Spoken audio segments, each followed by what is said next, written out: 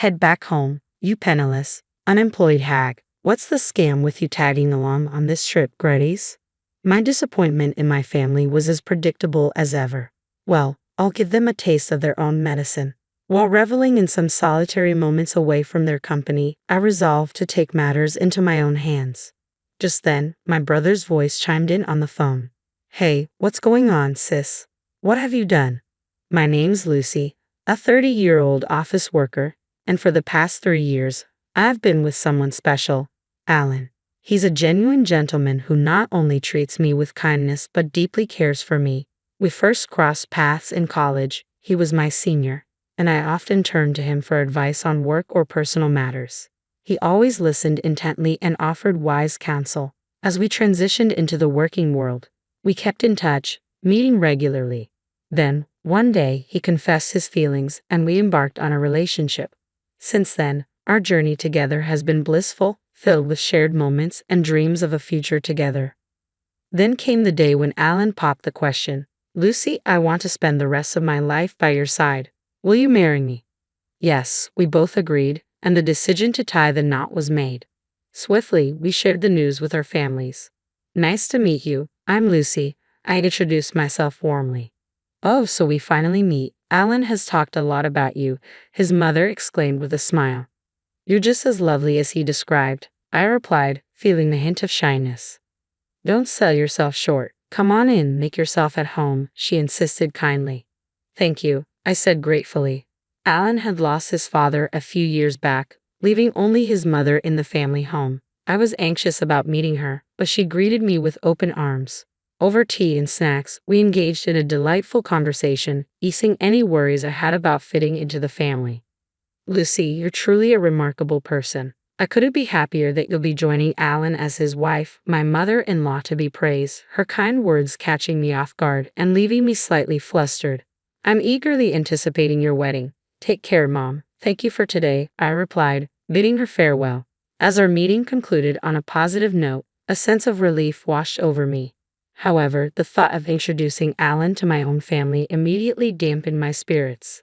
The truth is, I've never been particularly fond of my own family. The root of this issue stems from the way my parents treated me throughout my childhood. Both of them were star athletes. Mom excelled in track and field, while Dad dominated the soccer field. Their athletic prowess earned them scholarships to college, and naturally, they expected the same level of athletic achievement from their children. Unfortunately, I didn't possess the same athletic talents they did. Despite their efforts to nurture my sporting abilities by enrolling me in various activities like basketball, swimming, table tennis, and even figure skating, I remained average at best. It was evident that my parents were disappointed by my lack of athletic prowess. Then came the arrival of my younger brother Kyle. With aspirations of having a son, my parents eagerly enrolled him in sports as well. It turned out that Kyle had a natural talent for soccer. When the local youth coach praised his abilities, my parents were overjoyed and redirected all their attention towards him.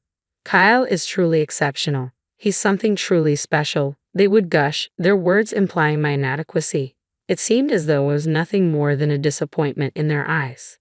They lavished Kyle with attention and neglected me, even as I progressed through middle and high school. While I dedicated myself to my studies and excelled academically, they dismissed my achievements, claiming that academic success held no real value. When I expressed my desire to attend college, they brushed it off, citing financial constraints, so I relied on scholarships to pursue higher education. Meanwhile, Kyle continued to thrive in soccer, earning himself a scholarship to high school. My parents couldn't contain their excitement. He's destined for greatness. We'll do anything for Kyle.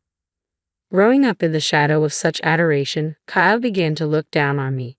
Lucy, you're such a failure and a curse. Even Mom and Dad can't stand you. If you weren't around, they could invest all their resources in me. You're just dragging us down. Kyle's hurtful words were a regular occurrence, and my parents never intervened to correct him. You truly are a burden. Spending money on you is just a waste, echoed their sentiment, further crushing my already fragile self-esteem. Despite managing to secure admission to a decent college and landing a job at a reputable company, my sense of worth remained battered, perpetually overshadowed by Kyle's accomplishments. He effortlessly earned yet another soccer scholarship for college, and my parents beamed with pride. Meanwhile, I was struggling to make ends meet. burdened by student loan debt. While Kyle continued to bask in the warmth of parental affection, living at home, pursuing his education, and indulging in soccer, the road to professional success proved arduous. Eventually, Kyle's dreams of going pro fizzled out, and he had to settle for a regular job. Yet my parents remained steadfast in their pride, and Kyle continued to enjoy the comforts of home, content in his own bubble. Every Christmas, when our extended family gathered, my parents insisted on my presence. They would introduce me as their disappointing daughter while lavishing praise upon Kyle, their pride and joy. But Lucy is thriving, she has a stable job, relatives would interject. No, Kyle is far more impressive. My parents would dismiss their comments, leaving me disheartened each time. It became a pattern. My family's consistent favoritism towards my brother, their disregard for my achievements. Eventually, I stopped attending these gatherings altogether. I avoided family events and hesitated to introduce my fiancé to them, knowing how they would treat him.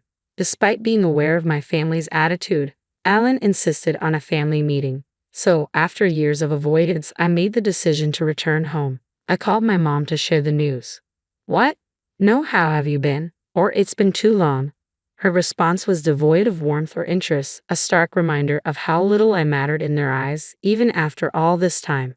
It's been years since you reached out. What's the matter now? My mom's voice came through, devoid of any warmth. Well, I'm getting married, and my fiancé wants to meet the family. Could we arrange that? I stuttered nervously. Why bother with all that hassle? Just tie the knot and be done with it. Her response was disappointingly cold. Just as I was processing her words, Kyle's voice cut in. Mom, who are you talking to? He inquired. It's Lucy. She's talking about having a family meeting because she's getting married. Really? That sounds amusing. I'd love to see who this guy is. Let's invite them. Kyle chimed in, his tone dripping with sarcasm.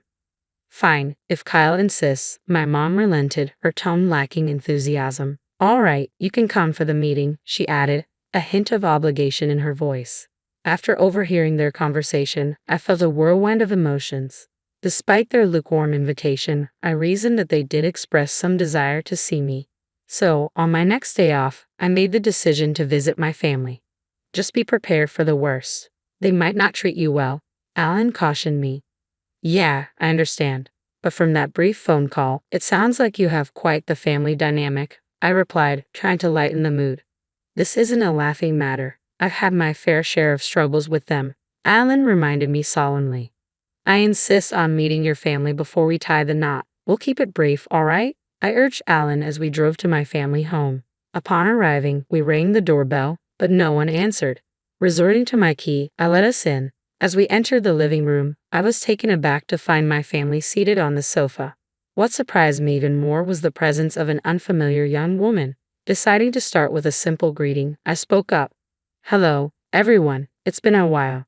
This is my fiancé, Alan. Pleasure to meet you all. I introduced Alan, prompting my family's gaze to shift towards him.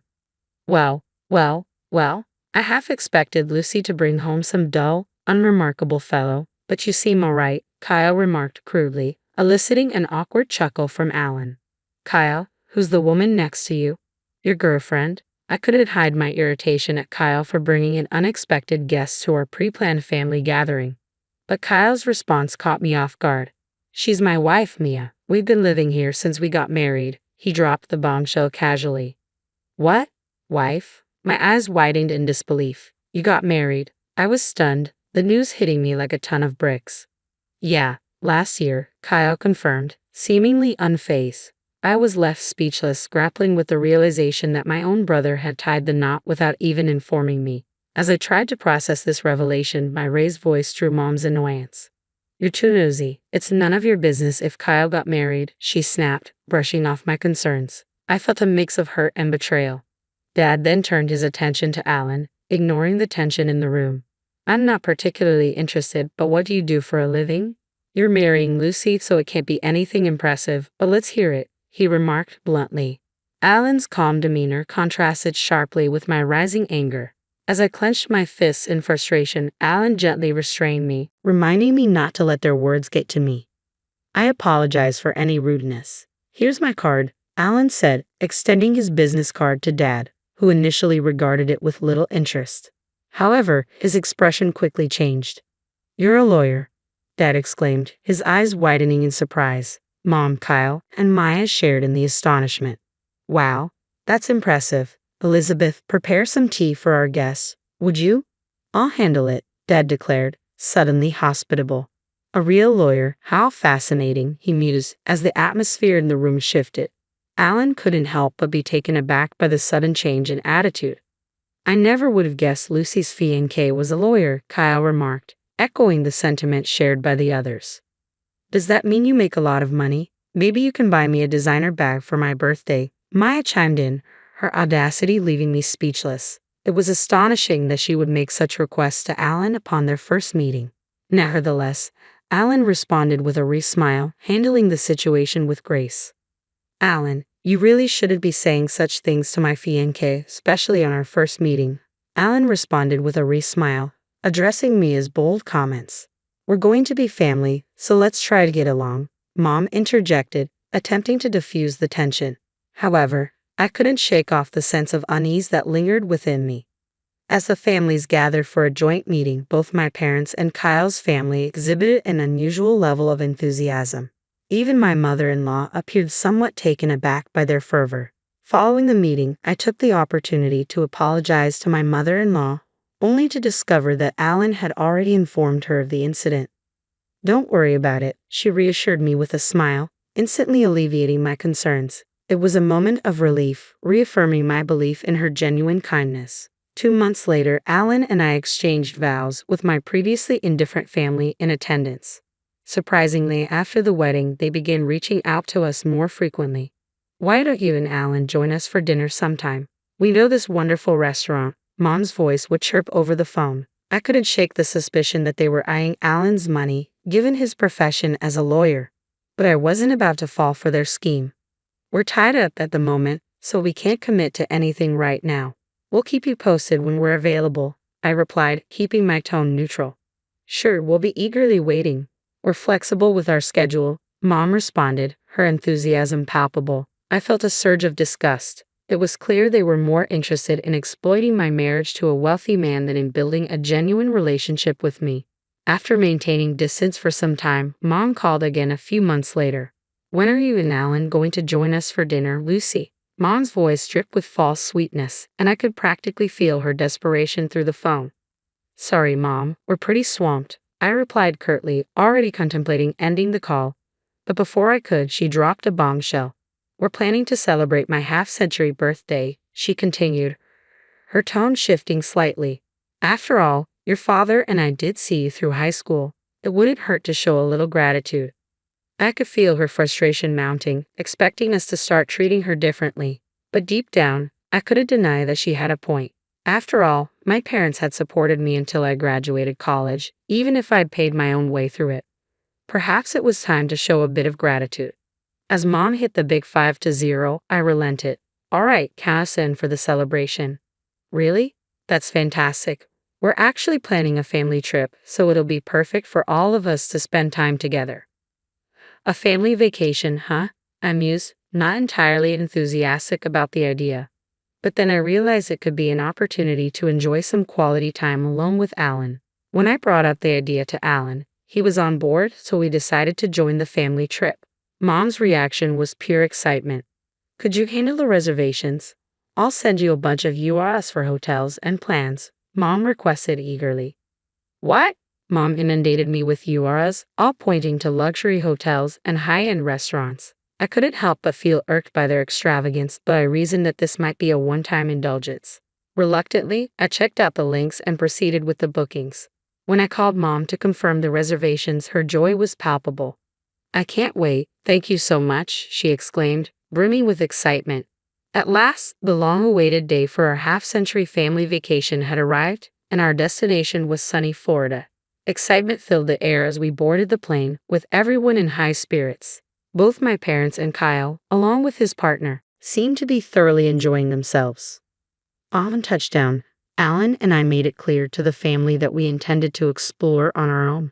Despite their attempts to persuade us to join them for souvenir shopping, we managed to gracefully evade the invitation and set off on our own adventure. We arranged to reconvene for dinner at the upscale restaurant we had reserved.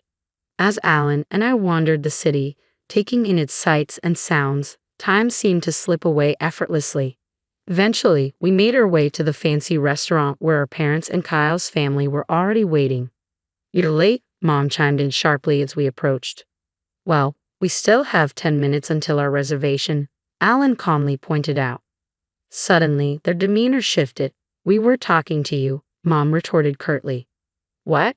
Our business is with Alan, not you." Mom's words cut through the air, her tone sharp and dismissive. "Thank you for covering the expenses for this lavish dinner and hotel stay," Dad added, his gratitude directed solely towards Alan. Alan looked bewildered, while Kyle and the others turned their attention to me. "You're finished here, Lucy. You don't deserve any of this. You're nothing but a burden," Kyle spat out angrily. "What are you even talking about?" I tried to reason, but their voices rose in unison. "Get out of here, you jobless loser. You have no place on this trip," they berated me, their words dripping with disdain. Disgusted by my family's treatment, I realized their intentions to exclude me from the beginning. So this is how it's going to be, I thought to myself, feeling a surge of determination. "You'll regret this." Without another word, I leaned in close to Alan and whispered, "Fine, I'll leave now." Our parents and Kyle's family looked smug as they entered the restaurant with Alan, I remarked bitterly. Quickly, I made alternate arrangements. Thankfully, a decent hotel had a last-minute cancellation, so I secured a room and checked in. Settling into a cozy lounge with a picturesque view, I indulged in a cup of coffee to soothe my frayed nerves. It wasn't long before Kyle's call interrupted my moment of peace. "What did you do, Lucy?" "Alan's gone." Kyle's voice sounded frantic. "I have no idea. You know Alan, he's usually clueless but sharp when it counts," I replied, trying to keep my tone steady. "Sure, but this is different. I told him I'm staying at another hotel, so he should join me," Kyle explained. "Whenever you're kidding, Kyle," I retorted, feeling a surge of irritation. Kyle abruptly ended the call, leaving me to ponder the situation. Soon after, Alan appeared at my hotel, a mischievous grin adorning his face. "Did it work? Were they mad?" I asked eagerly. "Yeah, they were furious. They're hopeless," Alan replied, shaking his head in disbelief. "You were going to foot the bill, and they still acted like that," I exclaimed incredulously. Even Alan was taken aback by their behavior. We brushed it off and decided to treat ourselves to a meal at the hotel's fancy restaurant. Returning to our room, we unwound and woke up feeling rejuvenated the next morning. Eager to explore, we embarked on a sightseeing adventure. Wanting to avoid traveling back with our parents, we opted to change our flight to an earlier one. While waiting for our flight, Mom's furious voice pierced through the phone. "Hello, what's going on? I thought you didn't require my assistance," I answered calmly. "What's the meaning of this? Why is the hotel bill due at checkout?" Mom demanded angrily. "That's how I made the reservation. Don't joke around," I replied, trying to maintain composure. "We can't afford $11,000 per person. If you're enjoying luxury, you should cover the expenses. Unless you want to end up in jail," Mom snapped back. "Stop it. You're so arrogant for a parasite," she spat out before ending the call. "You're the one who needs to stop. I had every intention of covering all the expenses for this trip as a gesture of gratitude for all the years you've supported me. But you ruined it by kicking me out," I asserted firmly. "Wait, you were going to pay for everything." Mom's voice wavered with disbelief. "That's exactly what I've been trying to tell you," I affirmed. "There's no way you could afford something like that," Mom countered skeptically. "Don't underestimate me. I work at the headquarters of a major corporation and hold a managerial position. I'd earn significantly more than Dad and have substantial savings," I explained calmly. "Really?" Mom was left speechless, but at that point, it hardly mattered. I had made my decision to sever ties completely. "I have to board the plane now, so goodbye," I stated, ending the conversation abruptly. "Wait, hold on," I muttered before swiftly ending the call and blocking all their numbers. Fortunately, they were unaware of our address or workplaces, preventing any unexpected visits. However, my Nave family made a reckless move by storming the law firm listed on Alan's business card. Their disruptive behavior led to chaos, with Kyle even causing damage to office equipment, resulting in their arrest. After indulging in an extravagant family trip, They now face the consequences of their actions, hefty damages and fines to pay. Dad and Kyle were subsequently terminated from their jobs, and now they all struggle to make ends meet with part-time employment, trapped in a cycle of poverty and constant conflict. It's a stark lesson in be what you sow. On the other hand, Alan and I continue to lead a contented life. I'm overjoyed to announce that I'm expecting, and we recently welcomed our beautiful daughter into the world, celebrating the momentous occasion with my supportive mother-in-law. Moving forward, I intend to cherish my true family, Alan, my mother-in-law, and our daughter, and embrace a life filled with happiness and fulfillment.